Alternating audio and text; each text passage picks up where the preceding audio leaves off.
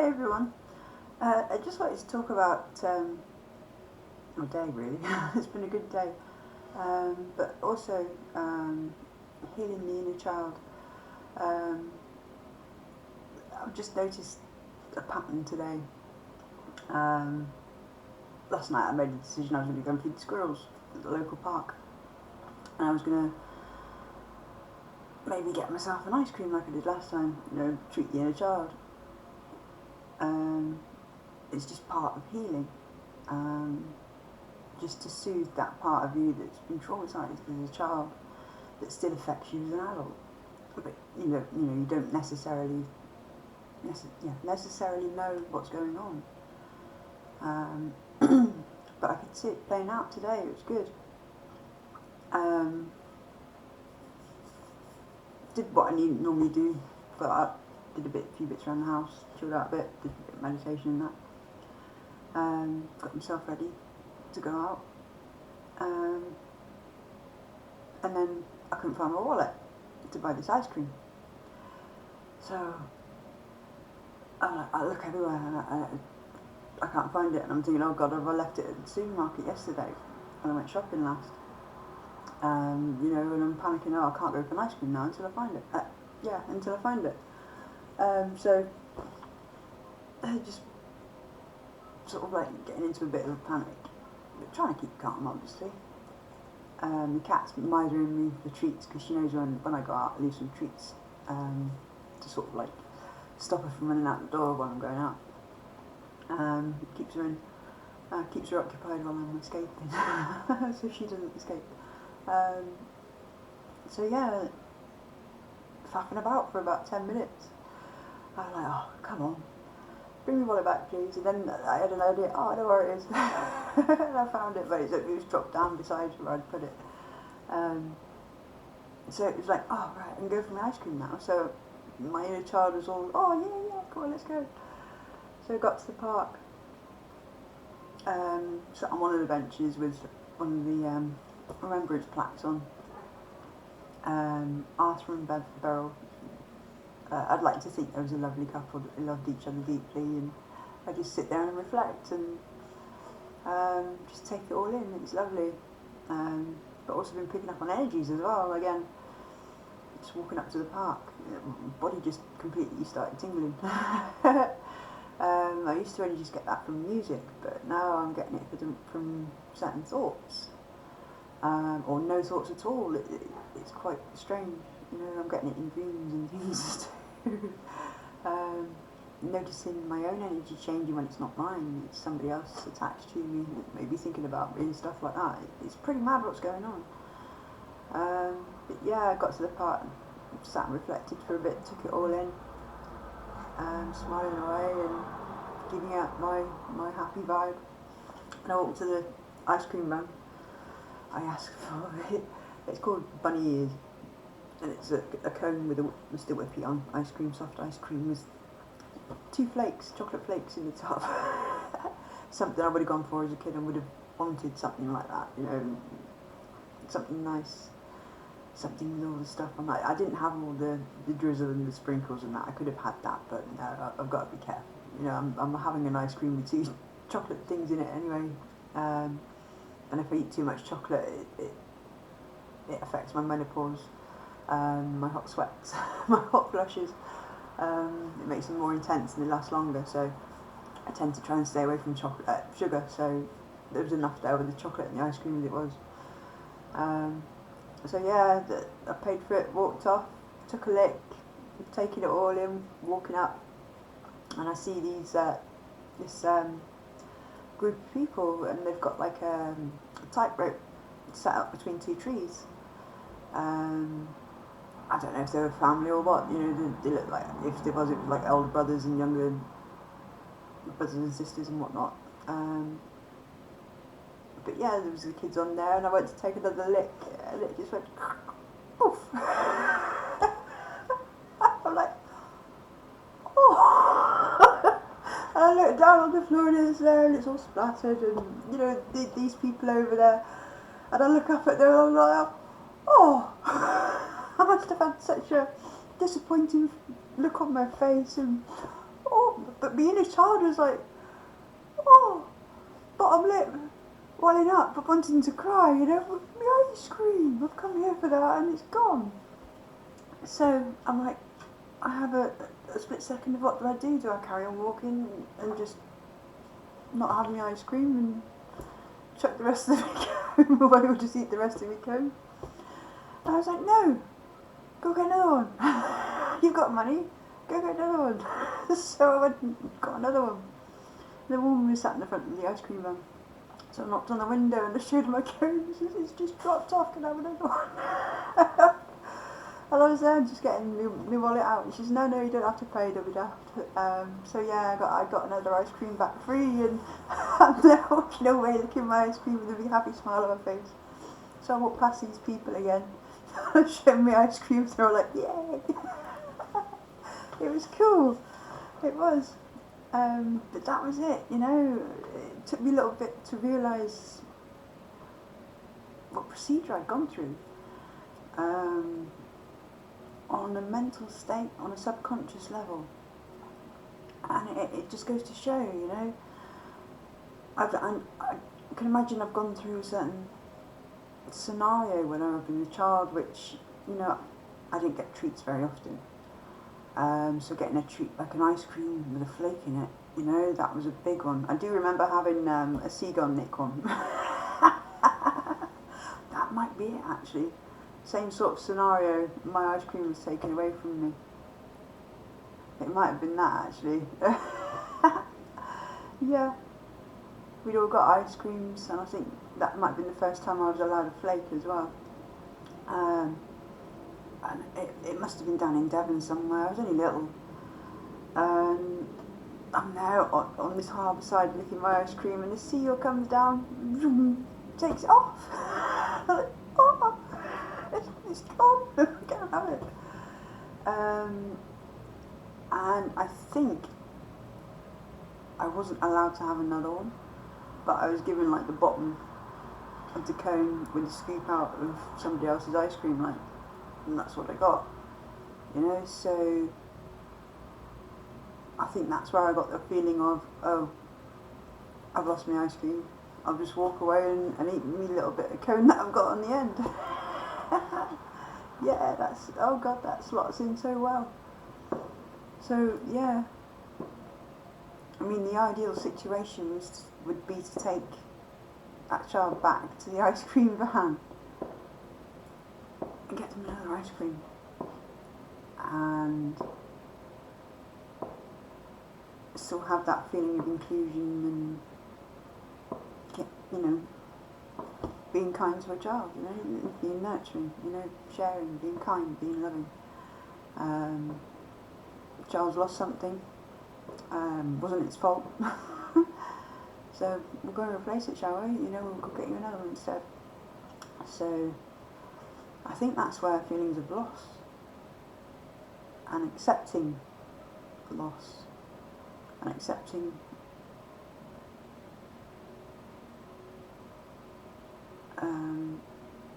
not being able to have something that I should have had.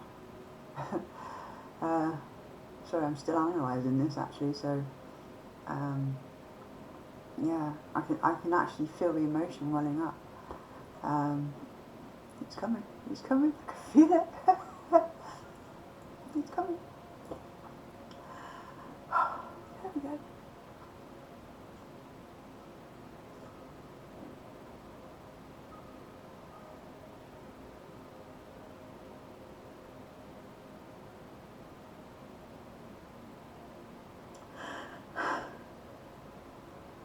But we got that ice cream today.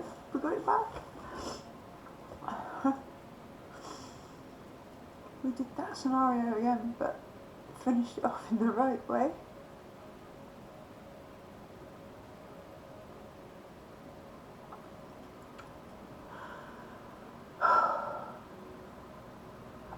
There it goes.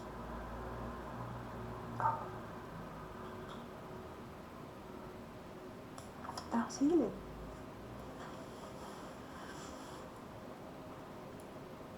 Seeing a situation for what it is, just an everyday situation for what it is. feel it leaving.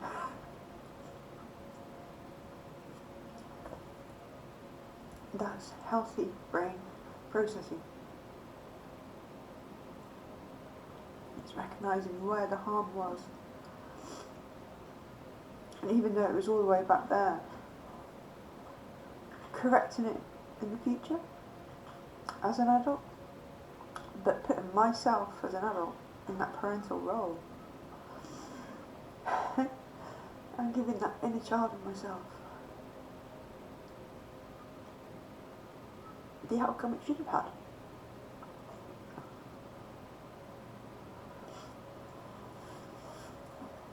Yeah, that's exactly what that was.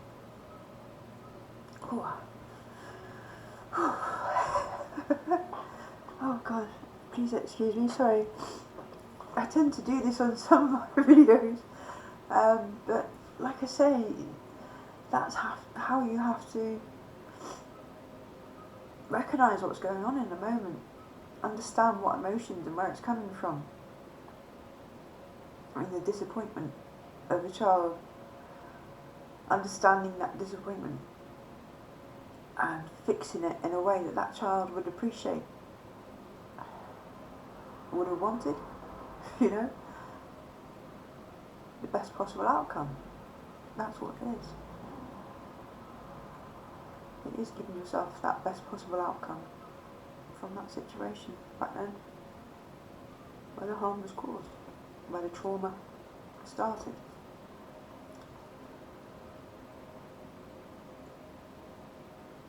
Yeah, my brain's just gone, I can feel it. Oh God. It's funny because when I've had one of these realisations before, or the first proper one, I got flashback to a certain moment in time.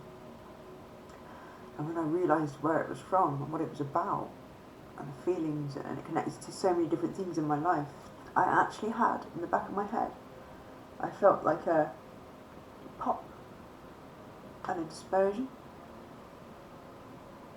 It was like, it felt like what a firework would be like going off in your head, but without the loud boom.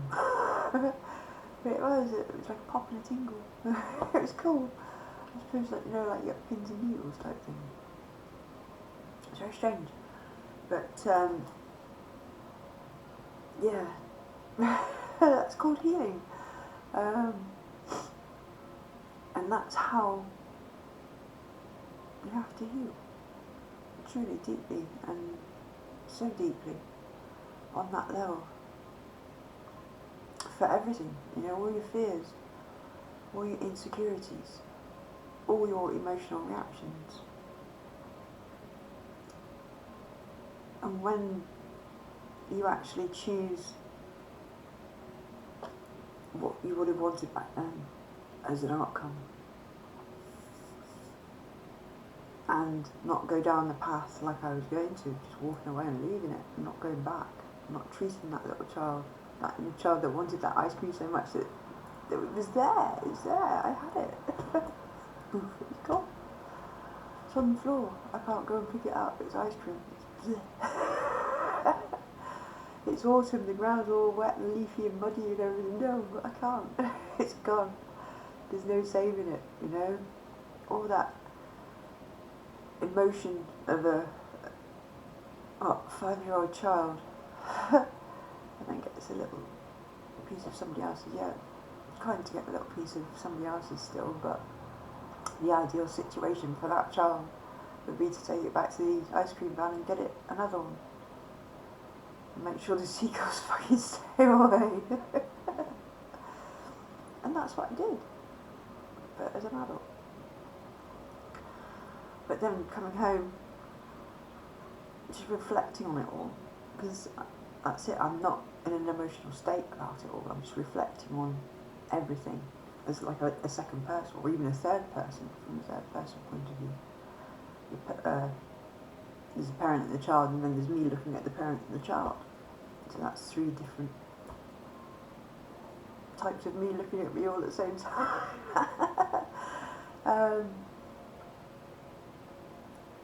And it is, it's you have to step out of the situations. You have to step out of your emotions that you're feeling at the time and look at it from a different point of view. Okay, what's going on here? Why do I feel like this? Where in my life did I feel like this before? How far back can I go back? What can I relate it to? Okay, right, okay, so what happened then? Oh, well, yeah, and that wasn't, I was made to feel like this, or, I had to do this, or I couldn't do that, I wasn't allowed to do this, or I was made to believe this. So many different scenarios, you have to put it back into your own life. I don't know what's going on in your life, only you know. Only you have those deep memories, flashbacks that you try and keep hidden, that you don't want to look at. Those feelings that you don't want to look at. Those are the feelings you've got to look at. And then you've got to step back from that and try and keep away from that moment and realise what it is and think, right, okay, what would be the best course of action that I would have wanted as a child in that moment? And whatever that child comes back with, you wanted love, you wanted to feel accepted, you wanted to feel as an equal, you wanted to feel whatever, it stretches out on many, many different aspects over a period of time. Like I say, it only relates to you and your life. Only you will know what these are. And only you will know how to fix it as an adult. But fix it for yourself. Go and give yourself that ice cream. Go and get yourself that love from the people around you that you know love you. Say no to all those people around you that you know don't love you. On all aspects, make the right decisions for what would have been good for that child at the time. Do what's best for the child. And that child can heal, which in turn heals you as the adult. It's just it's an amazing thing actually when you realise what it is, and the sense of peace that I feel now. Whereupon if I'd have gone and thought about that, or gone, or even not got myself the ice cream, and continued with that traumatic memory and that traumatic outcome back then, it would have affected me. I would have felt bad. A few years ago, it would have probably sent me, triggered me really bad. And yeah, knock-on effect. I wouldn't go out and things like that. I wouldn't speak to people. I know it's only silly, but I'm working in the mode of a child when I've been triggered. I'm in that state of mind of that child at that age, at that time, with all those feelings. It's not so much the memories, it's the feelings. Irrational feelings for the environment that I'm in as an adult. We get stuck. It's like my mum, trying to explain how she acts to somebody else with a different whatevers. It is like she is set in a spoiled brat type age and then a spoiled teenager type age that's got, the hormones are kicking off constantly and very promiscuous and doesn't give a shit about anybody, thinks that the world owes her everything and the world, the universe revolves around her. And she'll do anything that she can to get what she wants. She doesn't know how to share, she doesn't know how to be loving, and it's like, even then, it's like back into the early toddler stages where, the kid doesn't know right from wrong and has got no control. Everything's grab, mine, pinching things off other kids and things like that. I want it all, eating is. It's a certain stage in life that the brain just works in. And until you start working with dealing with all that shit, I mean, I know I've still got a lot of things to deal with at different ages in my life. And it's the same as my obsessive picking. That developed around the age of 13, so I've still not actually delved into that properly, because I still have moments under stressful situations that I do start picking again. Skin picking and spot picking.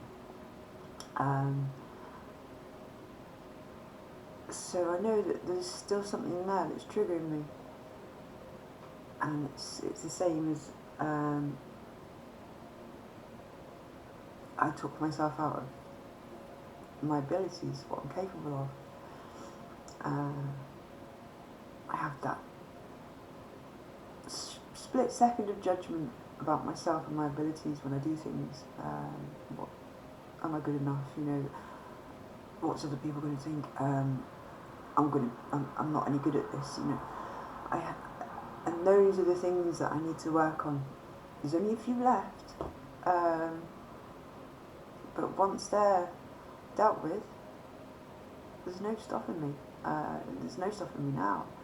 There's no way that I can go back, because my brain has now learnt a different way of thinking. It's processed what I needed to process, and it's healed. So there's no way I can go back to that, not knowing what I know now. Once your brain has learnt and evolved, processed, made those connections, you can't take that away. You can't destroy it. You can try. I suppose if anybody did try now, it wouldn't, because it stops before they even get the chance to try now. I recognise what people are, you know, what's behind their masks, whether it's good or bad. I know people do bad things because they're trying to protect the good person that they are inside, you know, because it's an image. They think they have to be like that to be accepted, because they get judged if they're any other way.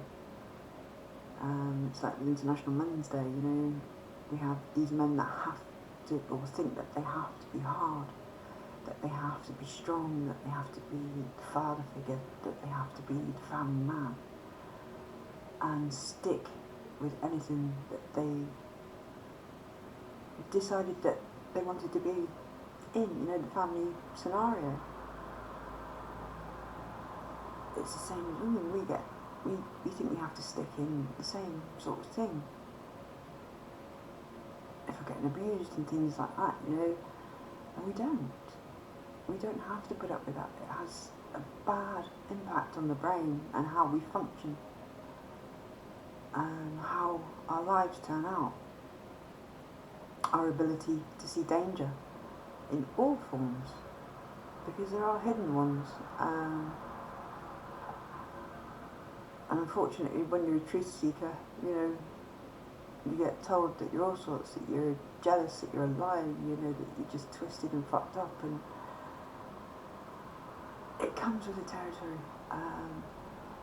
You will get the backlash when you start seeing people for who they are, even the good ones, when, you know, it's the conditioning that's making them do their actions. I'm not trying to be judgmental. I'm not trying to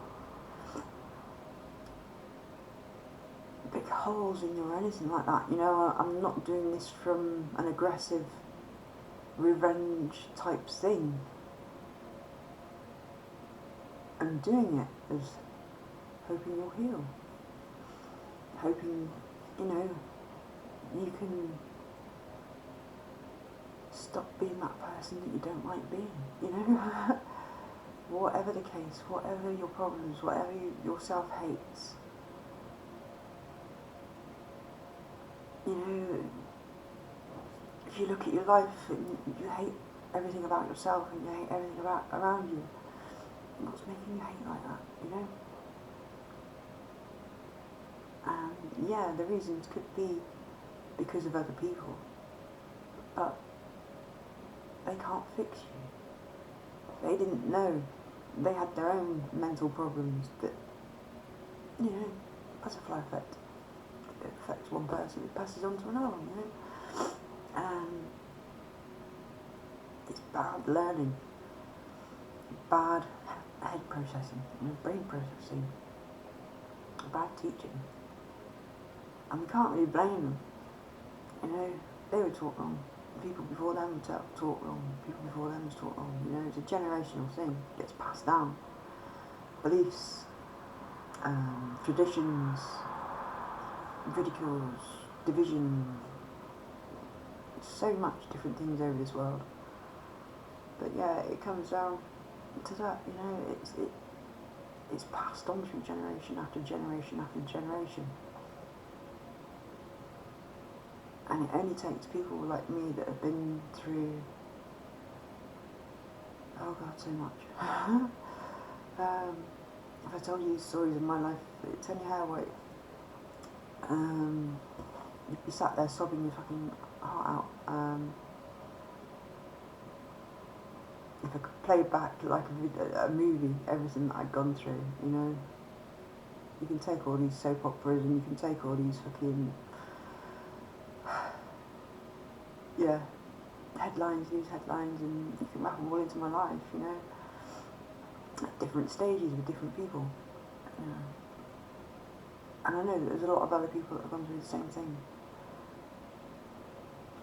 And as a society, we should be working together. We should all be coming from the same page from the start, from when we first were born, in the first stages of learning, or even before then. I used to play my daughter classical music when she was in my belly, in my womb. I used to love it, Beethoven and things like that, lovely. We need to nurture. We need to do it in the right way from a very early age. And we all need to be in it together. We all have to have an understanding of how the brain works on both levels. What happens to people if they're brought up one way, and what happens to people if they're brought up another way. You know, it's like you get these feral kids, don't you, that have been abandoned in the wild, and they act like animals, exactly like a dog or whatever, you know, whatever animal has nurtured that child, and it's amazing to see. It's the same as if you brought up a child and made it to believe that it was the opposite sex than what it was. It wouldn't know that, let's say, a girl was taught to be a boy, brought up as a boy. It wouldn't know any different, would it? You know?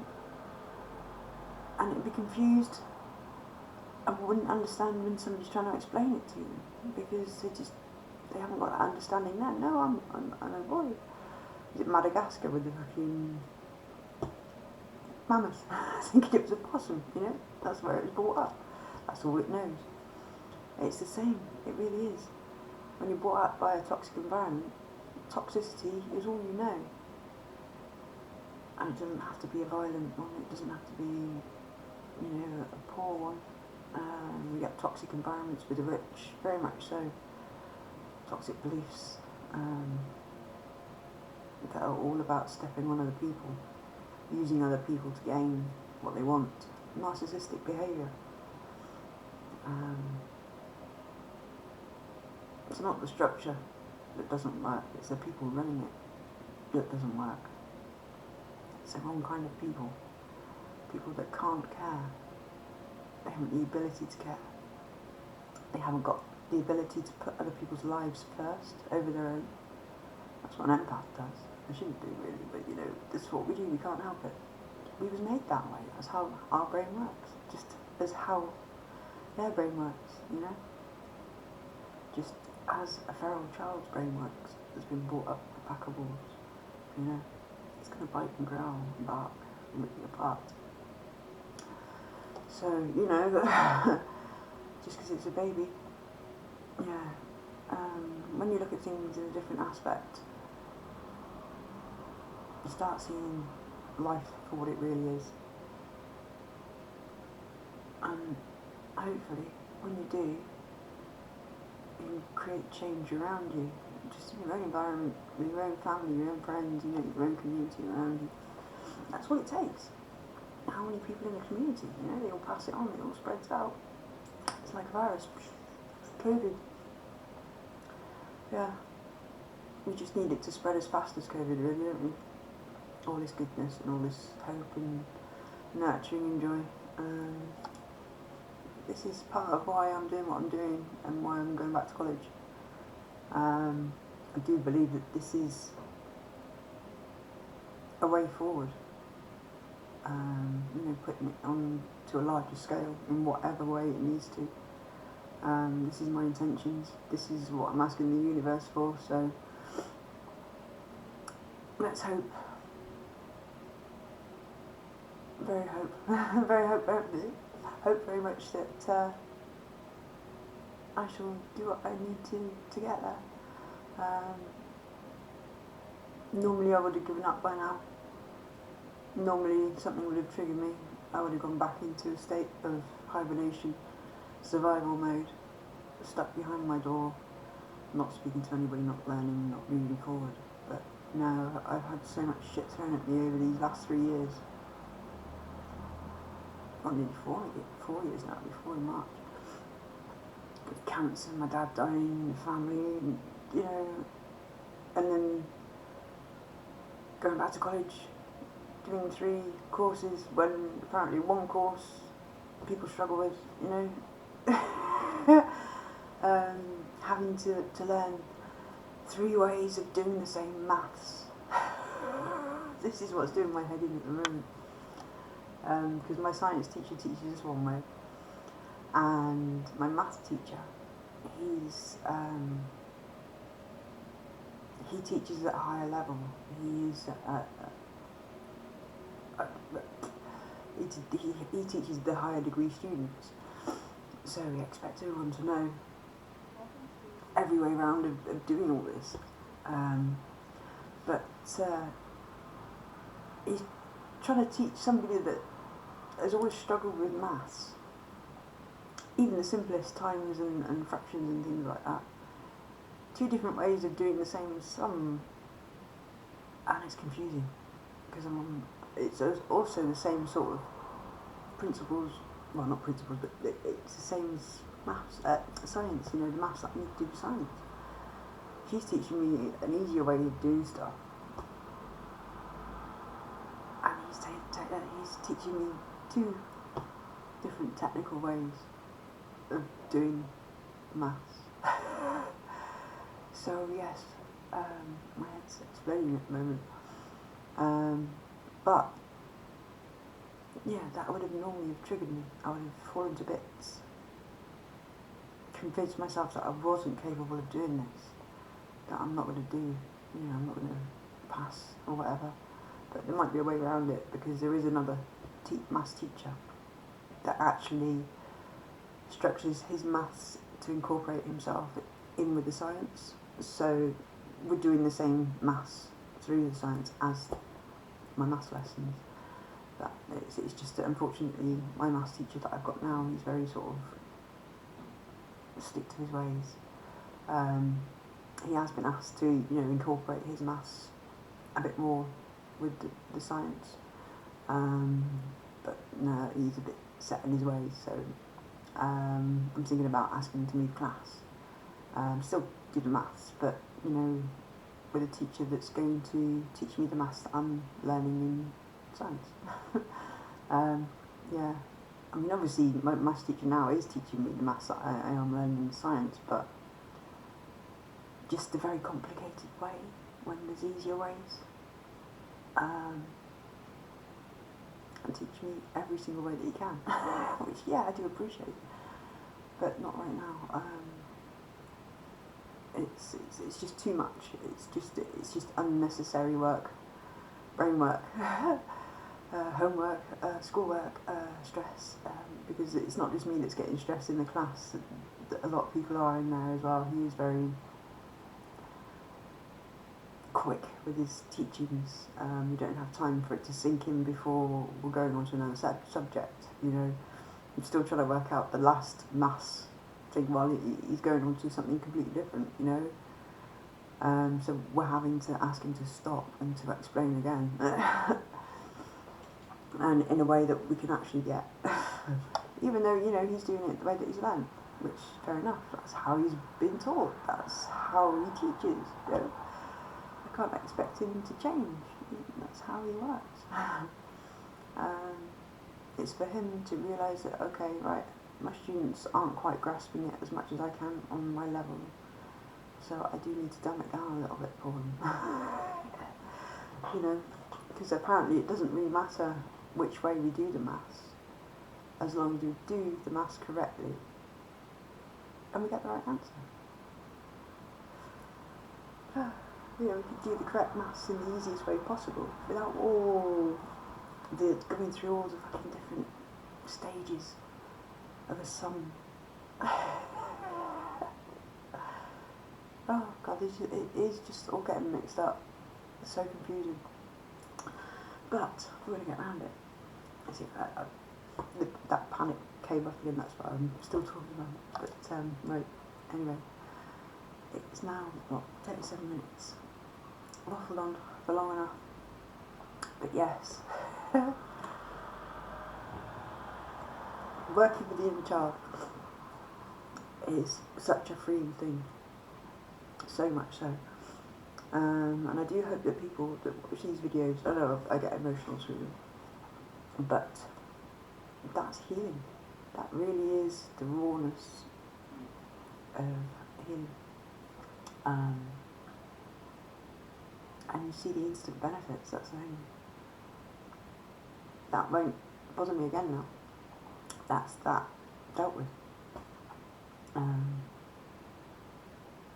I can't even think about it now. I can't think of that emotion, it's gone. Trying to bring it back up. No, it's gone. That feeling of loss and whatever that I was explaining before, I can't feel that anymore. How weird is that? Let's see that, recognising that as well, you know, you have to recognise these things to see that you're moving forward, to see that you're healing. And when you see that, it's like, yay! You can get all excited. But yeah, my life is just mad. I do feel like I'm going crazy. But I'm not. I suppose if I have been living in a certain way for so long, anything different is going to seem fucking so strange. Any other way of thinking or believing, it really is just, it's crazy, but in a good way. Just think of how crazy you feel when you're at rock bottom and you don't know left from right. It's the same sort of crazy feeling, but everything makes sense and slots into place and it's good. It's the complete opposite, but with that same crazy feeling. Oh god, I was so fucking mad when I come out with all this shit, but this is exactly how my brain's going through at the moment, so you know, I'm hoping that I'm not the only person that feels like this through the healing process. I can imagine that it is what other people experience. It's just mind-boggling.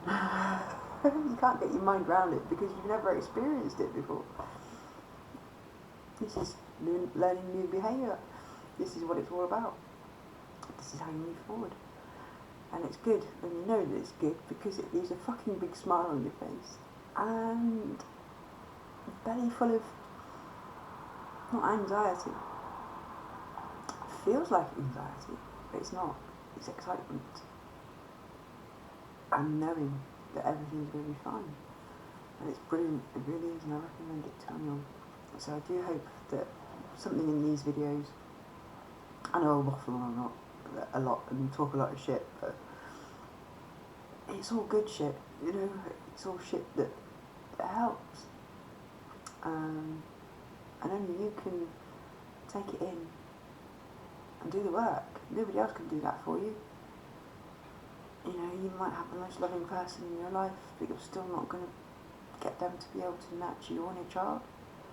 Not in a way that you need, not in a way that you want, not in a way that's specific for you.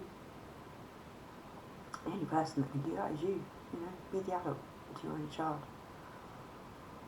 It's just, be the parent to your inner child. You know, so many different things you can do about lots of responsibility, lots of expectations from others about yourself. It doesn't matter. It goes from a big spectrum. Everybody's different, everybody's had a different life. But the way to healing, somebody shouted outside, I don't know what. It's Saturday, so, you know, usually more alcohol consumption. But yes, it's all to do with healing yourself, giving yourself what you need or needed as a child, but as the adult that you are. So yeah, I'm going on the waffle again. I've got off. so sending you love and light, everyone. Yeah, love you lots. Bye bye.